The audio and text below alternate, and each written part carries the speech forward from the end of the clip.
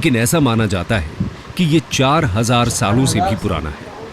आज नमस्ते दोस्तों, कैसे हो आप लोग। इंडियन मुस्लिम फैमिली रिएक्शन में आप सभी का दिल से स्वागत है। यहाँ हम रिस्पेक्ट के साथ कल्चर और नॉलेज को एक्सप्लोर करते हैं। आज का रिएक्शन होने वाला है बहुत ही इंटरेस्टिंग, तो वीडियो को एंड तक जरूर देखना। वीडियो स्टार्ट करने से पहले हम अपना इंट्रोडक्शन दे देते हैं। मैं हूँ सल और मैं हूँ रीन। हम हैं सलरीन। मैं हूँ आरज़ू। मैं हूँ बैसा हुसैन। आज हम जिस वीडियो पर रिएक्शन देने जा रहे हैं वो हिंदुज़म की हिस्ट्री। हिंदुज़म कितना साल पुराना, कितने हजार साल पुराना धर्म है और इसकी हिस्ट्री कि ये हिंदुस्तान में कैसे आया और हिंदुस्तान में इतने सारे लोग हिंदुज़म को कैसे फॉलो करते हैं। तो उसी वीडियो पर हम रिएक्शन देने जा रहे हैं और सनातन धर्म को हम समझने की कोशिश कर रहे हैं। मैं सब हिंदू भाइयों से यही कहना चाहूँगी, जाने अनजाने में अगर हमसे कोई गलती या गुस्ताखी हो जाए तो हमें दिल से माफ़ कर दीजिए और हमारे वीडियो को ज़्यादा से ज़्यादा शेयर भी कीजिएगा और पसंद भी कीजिएगा और लाइक शेयर भी करना। इस रिएक्शन को वीडियो के एंड तक ज़रूर देखना, बहुत अच्छी नॉलेज मिलेगी और वीडियो के एंड तक ज़रूर देखना और वीडियो लाइक शेयर सब्सक्राइब करें। तो चलते हैं दोस्तों वीडियो की तरफ और अपने हिंदू भाइयों के साथ शेयर ज़रूर करना। Hinduism history. हिंदुइज्म दोस्तों एक ऐसा रिलीजन है जो हजारों सालों से जीवित है। एक ऐसा ट्रेडिशन जिसने इंडियन सब कॉन्टिनेंट में जन्म लिया और यहाँ के कल्चर को शेप किया। हिंदुइज्म सिर्फ एक रिलीजन ही नहीं बल्कि मेजॉरिटी ऑफ इंडियंस की इंटेग्रल पहचान भी है। लेकिन दोस्तों हिंदुइज्म एक ऐसा शब्द है जिसे खुद को हिंदू कहने वाले भी अक्सर पूरी तरह नहीं समझते। कोई इसे रिलीजन कहता है तो कोई इसे एक वे ऑफ लाइफ बताता है। आखिर हिंदुइज्म का सही मतलब है क्या? अपनी इस वीडियो में हम इसी सवाल का जवाब जानने की कोशिश करेंगे और समझेंगे कि हिंदुइज्म कैसे वे ऑफ लाइफ की तरह शुरू होकर एक रिलीजन के फॉर्म में डेवलप होता है। दोस्तों हिंदुइज्म दुनिया के सबसे पुराने रिलीजन्स में से एक है। इसकी शुरुआत कब हुई इसका कोई डेफिनेट आंसर नहीं मिलता, लेकिन ऐसा माना जाता है कि ये 4000 सालों से भी पुराना है। आज दुनिया के लगभग हर कोने में हिंदुइज्म को फॉलो करने वाले लोग रहते हैं, जिनमें से 90% इंडिया को बिलोंग करते हैं। फॉलोअर्स के मामले में लगभग 900 मिलियन फॉलोअर्स के साथ हिंदुइज्म क्रिश्चियनिटी और इस्लाम के बाद तीसरा सबसे बड़ा रिलीजन है। इसी के साथ साथ संस्कृत लैंग्वेज एक इंपॉर्टेंट लैंग्वेज जुड़ती है जो इसी के साथ ग्रो हुई और जिसने हिंदुइज्म के बिलीफ सिस्टम्स को स्प्रेड करने में इंपॉर्टेंट योगदान दिया। माना जाता है कि प्रोटो इंडो आर्यन और प्रोटो इंडो यूरोपियन लैंग्वेजेस भी संस्कृत से ही डेवलप होती हैं।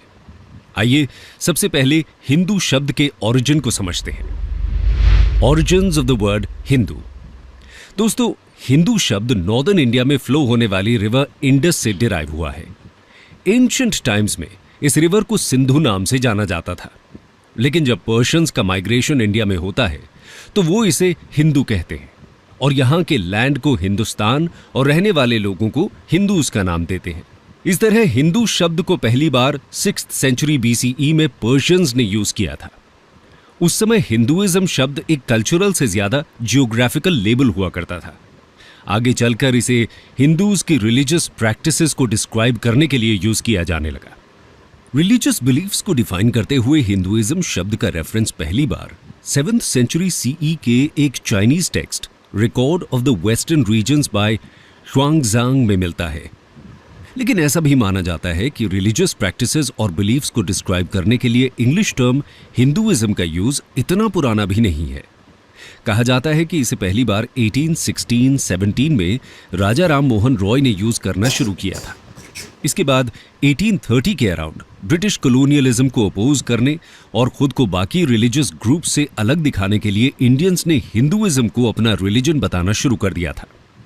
ये वही समय था जब हिंदुस्तानी अपनी आइडेंटिटी के लिए सोल सर्चिंग कर रहे थे। ये तो बात हुई हिंदू और हिंदुइज्म शब्द के ओरिजिन की, लेकिन शब्द यानी कि टर्म तो बाद में आया था। इससे जुड़े बिलीफ्स और प्रैक्टिसेस का ओरिजिन और भी पुराना है। How did Hinduism start? दोस्तों क्रिश्चियनिटी और इस्लाम की तरह हिंदुइज्म का कोई सिंगल फाउंडर नहीं है और इसका ओरिजिन रिकॉर्डेड हिस्ट्री से भी पुराना समझा जाता है। हिंदूज अपने रिलीजन के लिए सनातन धर्म टर्म यूज करते हैं, जिसका मतलब है इटर्नल फेथ, यानी कि ऐसा धर्म जो हमेशा से है। इंडस वैली सिविलाइजेशन में कुछ ऐसे एविडेंस मिले हैं जो या तो हिंदुइज्म का पार्ट है या उसे इन्फ्लुएंस करते हैं। उदाहरण के तौर पर यहां मिलने वाली proto Shiva seal, mother goddess को रिप्रेजेंट करने वाली टेराकोटा फिगरीन्स, स्वास्तिकास, लिंगास, सीक्रेट एनिमल्स की इमेजेस एटसेट्रा आज हिंदुइज्म का एक पार्ट है। इसलिए यह माना जाता है कि किसी न किसी फॉर्म में हिंदुइज्म उस समय से एग्जिस्ट कर रहा था। ऑर्गेनाइज्ड तौर पर हिंदुइज्म की शुरुआत वैदिक कल्चर से मानी जाती है, क्योंकि इसी समय हिंदूज के सीक्रेट टेक्स्ट्स वेदास का ओरिजिन हुआ था। यानी कि हिंदुइज्म का फर्स्ट लिटरेरी एविडेंस हमें वैदिक पीरियड में मिलता है। चलिए, यह तो समझ में आ गया कि हिंदुइज्म का ना तो कोई फाउंडर था और ना ही कोई डेफिनेट डेट है इसकी शुरुआत की। लेकिन कुछ कोर बिलीफ्स हैं जो हिंदुइज्म को डिफाइन कर सकते हैं। आइए जानते हैं कोर बिलीफ्स। दोस्तों, हिंदुइज्म एक ऑर्गेनाइज्ड रिलीजन नहीं है और किसी सिंगल सिस्टमैटिक अप्रोच से इसके वैल्यू सिस्टम को नहीं समझा जा सकता, और ना ही 10 कमांडमेंट्स की तरह हिंदूज के पास कोई सिंपल सेट ऑफ रूल्स हैं। हिंदुइज्म के बिलीफ्स अक्सर लोकल, रीजनल, कास्ट और कम्युनिटी ड्रिवन प्रैक्टिसेस से इन्फ्लुएंस होते हैं। लेकिन फिर भी कुछ ऐसे बिलीफ्स हैं जो सभी वेरिएशंस में कॉमन कहे जा सकते हैं। इन्हें ही हम कोर बिलीफ्स कह रहे हैं। इसमें सबसे पहले आता है एक सुप्रीम बीइंग में विश्वास, जिसे हिंदुइज्म में ब्राह्मण कहा गया है। इसके अलावा कॉन्सेप्ट ऑफ कर्मा, सोल यानी कि आत्मा, रीइंकार्नेशन यानी पुनर्जन्म और मोक्ष हिंदुइज्म के सेंट्रल बिलीफ सिस्टम का पार्ट है। सोल या आत्मा का कॉन्सेप्ट कहता है कि सभी लिविंग क्रीचर्स में आत्मा होती है, जो कि ईश्वर का ही अंश होती है। कर्म का कॉन्सेप्ट हिंदुइज्म में बहुत ही इंपॉर्टेंट है। इसके अनुसार लोगों के एक्शंस ही उनकी प्रेजेंट लाइफ और फ्यूचर लाइफ को डिटरमिन करते हैं। हिंदुइज्म में लाइफ के 4 मेन एम्स बताए गए हैं: धर्म, अर्थ, काम और मोक्ष। मोक्ष की प्राप्ति के बाद साइकिल ऑफ बर्थ्स का एंड हो जाता है और आत्मन सुप्रीम सोल में मिल जाती है। योग, जिसका अर्थ है यूनियन विद गॉड, भी हिंदुइज्म का एक इंपॉर्टेंट पार्ट है। लोगों को दुनिया भर में हिंदुइज्म का पता हो ना हो, पर योग का जरूर पता होता है। 2015 से जब से हर साल इंटरनेशनल योगा डे 21 जून को मनाया जाता है, तब से ये और फेमस हुआ है और लोगों को इसके real world benefits for physical, mental and spiritual wellbeing भी समझ आ रहे हैं। आइए अब हिंदुइज्म के मेजर गॉड्स और सीक्रेट टेक्स्ट्स की बात करते हैं। Major gods, secret texts and different sects. दोस्तों, हिंदू वैसे तो एक सुप्रीम बीइंग में विश्वास करते हैं। सुप्रीम बीइंग यानी कि ब्राह्मण का कॉन्सेप्ट एक फॉर्मलेस गॉड, अल्टीमेट रियलिटी या ओमनी प्रेजेंट एनर्जी की तरह है। इसी के साथ साथ हिंदुइज्म में कहा गया है कि इसके अलग अलग रूप हो सकते हैं। यहीं से पॉलीथीइज्म का कॉन्सेप्ट आता है। हिंदुइज्म के अनुसार सब कुछ ईश्वर का ही एक अंश है और ये फॉर्म्स एंड अवतार्स मनुष्यों का भला करने के लिए लिए जाते हैं। इसी के साथ साथ हिंदू नेचर वर्शिप भी करते हैं। हिंदुइज्म में प्लांट्स से लेकर एनिमल्स तक सबकी पूजा होती है। नेचर वर्शिप करने के पीछे साइंटिफिक रीजंस भी हैं, जैसे कि हिंदुइज्म में बैनियन ट्री की वर्शिप का कॉन्सेप्ट है और हम सभी जानते हैं कि ये ट्री 24 घंटे ऑक्सीजन देता है। यानी कि हिंदुइज्म के फॉलोअर्स भी इस ट्री की इंपॉर्टेंस को जरूर समझते थे। इसी तरह मेडिसिनल वैल्यू वाले तुलसी प्लांट, आंवला यानी कि इंडियन गूसबेरी जैसे ट्रीज को भी पूजा जाता है। कोरोना के समय जब विटामिन सी को अच्छे से लेने की सलाह दी गई, तब हम सब ने आंवला का सेवन और शुरू कर दिया। आयुर्वेद इसे सुपर फूड बुलाता है और हमें हर रोज इसे लेने की सलाह भी देता है। इसके अलावा वैदिक पीरियड में जहां इंद्र को मेजर गॉड की तरह पूजा जाता था, वहीं लेटर पीरियड में ट्रिनिटी का कॉन्सेप्ट डेवलप होता है।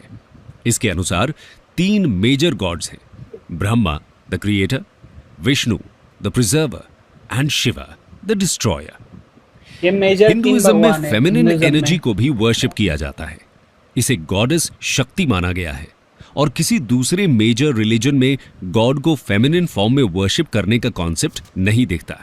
इसके अलावा मल्टीपल गॉड्स एंड गॉडेसेस हैं जिन्हें अलग अलग एट्रीब्यूट से जोड़ा जाता है, जैसे कि लॉर्ड गणेशा को रिमूवर ऑफ ऑब्स्टिकल्स यानी कि विघ्नहर्ता कहा गया है, तो देवी सरस्वती को गॉडेस ऑफ नॉलेज, जिस तरह हिंदुइज्म का कोई सिंगल फाउंडर नहीं है, ठीक उसी तरह बाइबल या कुरान के जैसे कोई सिंगल बुक भी हिंदुइज्म को रिप्रेजेंट नहीं करती, बल्कि मल्टीपल टेक्स्ट्स हैं जो हिंदुइज्म में सीक्रेट माने गए हैं।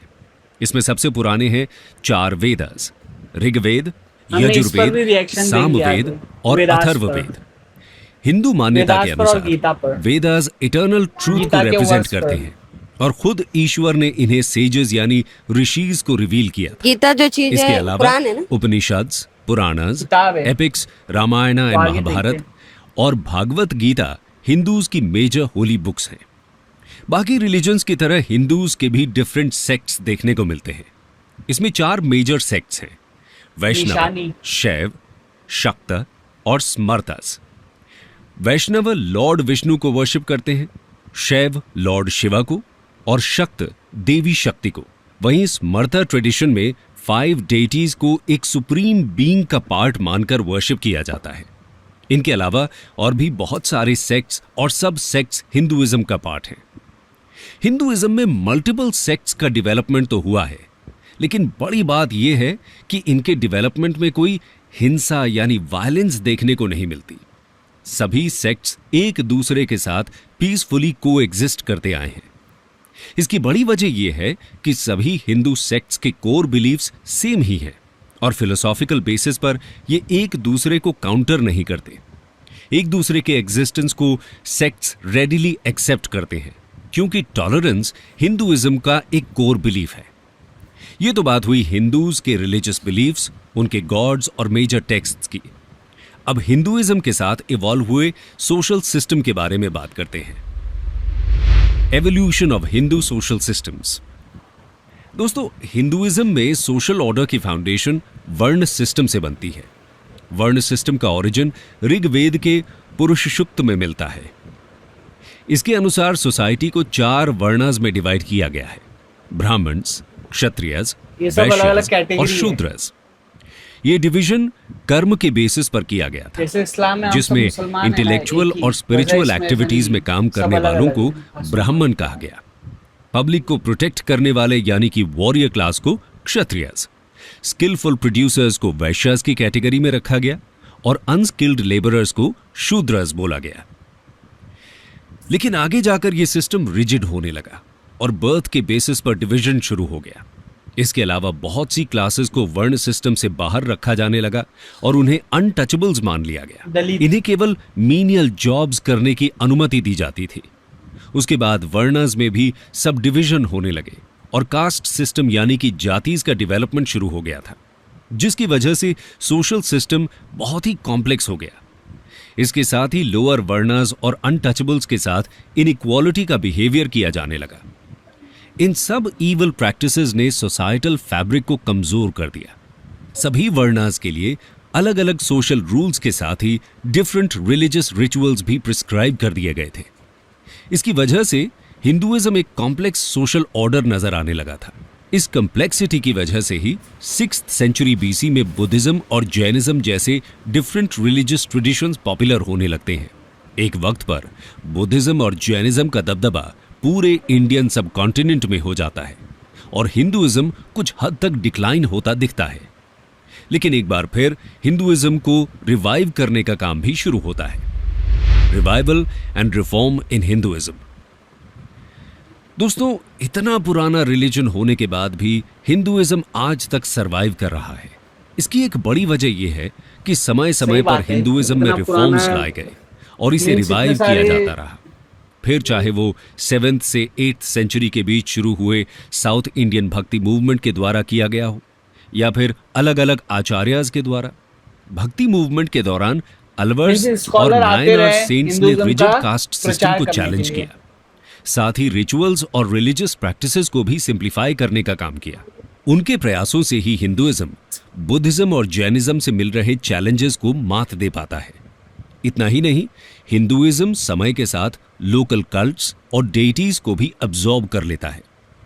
फिर बात चाहे नागा कल्ट की हो, यक्ष यक्षिनी कल्ट की या फेमस जगन्नाथपुरी की, जिन्हें ट्राइबल डेटी माना जाता है, धीरे धीरे सब हिंदू पैंथियन का हिस्सा बन जाते हैं। यहां तक कि बुद्ध को भी विष्णु का एक अवतार बताया जाता है। ये स्ट्रैटेजी भी हिंदुइज्म के सर्वाइवल में इंपॉर्टेंट रोल प्ले करती है।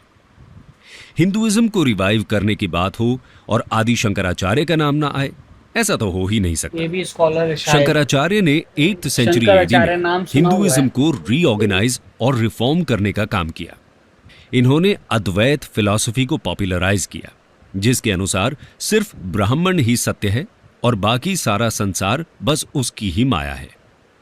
शंकराचार्य हिंदू फिलॉसफी को पॉपुलराइज करने के लिए पूरे इंडिया में ट्रैवल करते हैं।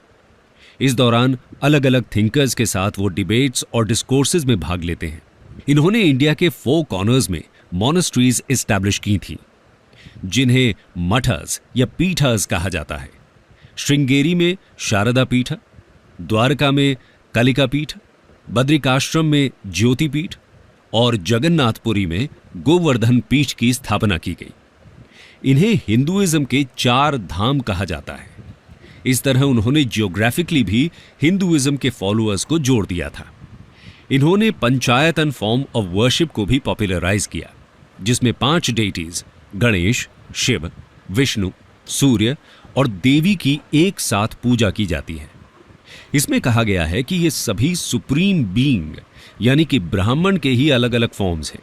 इस तरह शंकराचार्य ने डिफरेंट सेक्ट्स को भी यूनाइट किया। इसके शंकराचार्य अलावा ने हिंदू हिंदुइज्म को स्क्रिप्चर्स को यूनाइट भी किया। इन्होंने सिंप्लीफाई किया। शंकराचार्य ने वेदास, उपनिषद्स, पुराणास जैसे रिलीजियस टेक्स्ट्स पर कमेंट्रीज यूनाइट लिखकर इनकी टीचिंग्स को एक बार फिर से जीवित करने का काम किया था। शंकराचार्य के बाद रामानुजा, माधवाचार्य जैसे सेंट्स ने भी हिंदुइज्म को रिफॉर्म करने में अपना योगदान दिया। इसके बाद मेडिवल पीरियड में जब इस्लाम ने हिंदुइज्म को चैलेंज करना इस्लाम शुरू जब आया था किया, तो हिंदुस्तान निर्गुण में। और सगुण भक्ति सेंट्स ने हिंदुइज्म को पॉपुलर बनाए रखा। इसमें रामानंद, कबीर, नानक, मीराबाई, तुलसीदास जैसे सेंट्स का योगदान रहता है। अगर मॉडर्न पीरियड की बात करें तो राजा राम मोहन रॉय, स्वामी दयानंद सरस्वती और स्वामी विवेकानंद जैसे रिफॉर्मर्स ने हिंदू ग्लोरी को एक बार फिर से रिवाइव किया था।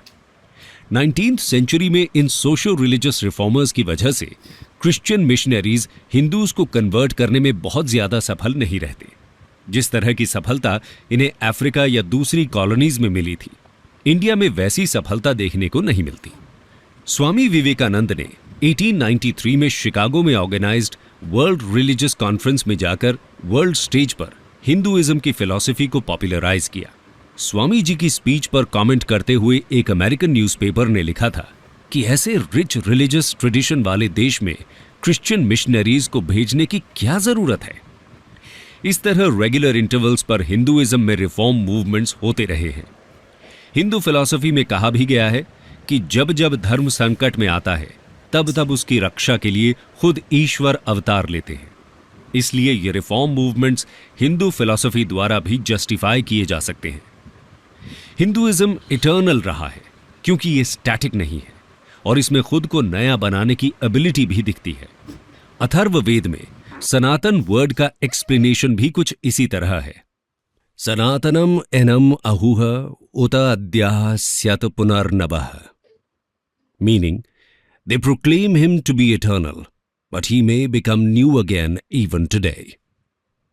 हिंदुइज्म का सबसे यूनिक फीचर है इसकी डाइवर्सिटी।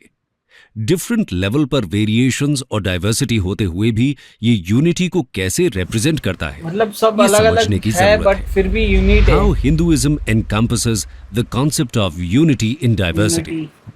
दोस्तों, हिंदुइज्म में असंख्य देवी देवताओं का कॉन्सेप्ट है। मल्टीपल रिलीजियस टेक्स्ट्स हैं, अलग अलग सेक्ट्स भी इसका पार्ट सब है। अलग अलग चीजों को साथ ही फॉलो करते हैं, रिचुअल्स फिर और भी वो बिलीफ्स एक में भी यूनिट बहुत ज्यादा डाइवर्सिटी देखने को मिलती यूनिट है। है। इस सब के बाद भी हिंदुइज्म अपने फॉलोअर्स को यूनाइट करता है, क्योंकि हिंदू फिलॉसफी इतनी फ्लेक्सिबल है कि सभी व्यूज को इसने एक्सेप्ट किया है।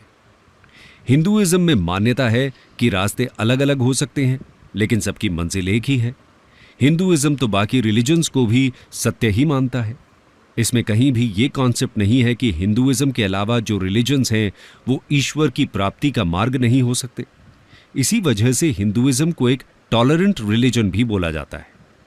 लेकिन टॉलरेंट शब्द इस कॉन्सेप्ट को जस्टिफाई नहीं करता, क्योंकि हिंदूज न सिर्फ दूसरे रिलीजन्स का सम्मान करते हैं, बल्कि उन्हें भी हिंदुइज्म की बराबरी पर ही रखते हैं। इसलिए हिंदुइज्म में फोर्स्ड कन्वर्शन का कॉन्सेप्ट भी नहीं आता।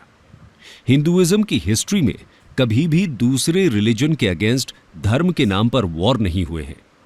फिर चाहे वो वसुधैव कुटुंबकम की फिलॉसफी हो, जिसके अनुसार पूरा विश्व एक ही फैमिली माना जाता है, या फिर सर्वे भवन्तु सुखिनः जैसे हिम्स। हिंदुइज्म हमेशा ही सबके कल्याण की बात करता आया है। हिंदुइज्म में संपूर्ण मानव जाति के इक्वल वर्थ का भी कॉन्सेप्ट है। ये हमें इस एंशिएंट हिम से साफ पता चलता है। अज्येष्ठसु अकनिष्ठसु इति संभ्रात्रो वहादुहु सौभाग्यः, जिसका मतलब है कि no one is superior, none inferior, all are brothers marching forward to prosperity. यही वजह है कि आप चाहे शिव की पूजा करते हो या कृष्ण की, या फिर देवी के भक्त हों, या शायद किसी की पूजा ही ना करते हो, लेकिन फिर भी आप खुद को हिंदू कह सकते हैं। हिंदू होने के लिए ना तो किसी एक भगवान की वर्शिप करना कंपलसरी है और ना ही किसी मंदिर में जाना। यहां तक कि किसी एंशिएंट स्क्रिप्चर की स्टडी करना भी मैंडेटरी नहीं है। शायद हिंदुइज्म तो सबको अपना मानता है। अगर आप भाइयों। खुद को हिंदू मानते हो तो आप एक हिंदू ही हो, फिर चाहे कितनी भी डाइवर्सिटी आ जाए। हिंदुइज्म आपको उसके 900 मिलियन से ज्यादा फॉलोअर्स के साथ यूनाइट कर ही देता है। कंक्लूजन दोस्तों, जैसे हमने देखा कि बाकी रिलीजन्स की तरह ना तो हिंदुइज्म के पास कोई सिंगल फाउंडर है, ना कोई सिंगल टेक्स्ट और ना ही कोई सिंगल गॉड। इसीलिए इसे ट्रेडिशनल रिलीजन की डेफिनेशन में समझ पाना मुश्किल होता है। एक रिलीजन से ज्यादा ये अ वे ऑफ लाइफ की तरह डेवलप होता है। लेकिन समय के साथ दूसरे रिलीजन्स का डेवलपमेंट शुरू होता है और ये सभी हिंदू वे ऑफ लाइफ को चैलेंज करते हैं। इन्हीं को काउंटर करने के लिए और इनके कंपटीशन में हिंदुइज्म एक रिलीजन की फॉर्म लेने लगता है। हिंदू परंपरा के अनुसार अपने धर्म को सनातन धर्म कहा गया है और धर्म शब्द की परिभाषा रिलीजन से अलग भी बताई जाती है। धर्म का मतलब एक सेट ऑफ रूल्स माना गया है और सनातन धर्म का मतलब हुआ ऐसे रूल्स जो हमेशा ही वैलिड रहते हैं। बाकी रूल्स एंड लॉज तो समय और कंडीशंस के अकॉर्डिंग चेंज होते रहते हैं, लेकिन जो हमेशा चलता रहे वही है सनातन धर्म। दोस्तों, हिंदुइज्म को एक वीडियो में समझा पाना तो नामुमकिन जैसा टास्क है। फिर भी हमने कोशिश की है कि आपको हिंदुइज्म की मूल बातों से परिचित कराया जाए। अगर आपको हमारी ये कोशिश अच्छी लगी हो तो कमेंट सेक्शन में ज़रूर बताएं और ये वीडियो अपने फ्रेंड्स और फैमिली। दोस्तों, बहुत ही इंफॉर्मेटिव वीडियोस थी। हमें बहुत सारी चीज़ें पता चली। हिंदुज़म कहाँ से आया और पर्शियन लोग इंडियन लोग को हिंदू, बिकॉज यहाँ पे सिंधु नदी थी तो सिंधु नदी से सिंधु को हिंदू बोलने लगे, इंडियन लोगों को हिंदू बोलने लगे। और काफ़ी चीज़ें हमें सीखने मिली कि मैंने कहीं पढ़ा था कि बहुत सा कई कोटि मीन्स कई करोड़ों भगवान है। जिसको जो खुदा को मानना है, जो भगवान को मानना है वो मान सकते हैं हिंदुज़म में। अगर मैं गलत होता हूँ तो मुझे कमेंट्स में सजेस्ट करना कि हाँ भाई तुम गलत थे। आरजू से पूछता हूँ, उससे वीडियो कैसी लगी? वीडियो बहुत इंफॉर्मेटिव थी और ये इससे हमें बहुत ज़्यादा सीख मिली। तो आगे की वीडियोस में भी हम इंफॉर्मेटिव लाते रहेंगे ऐसे ही। नेक्स्ट आगे की वीडियो में भी हम ऐसे ही इंफॉर्मेटिव वीडियो लाते रहेंगे। हुसैन को कैसी वीडियो लगी? वीडियो बहुत अच्छी थी और मुझे बहुत पसंद आया।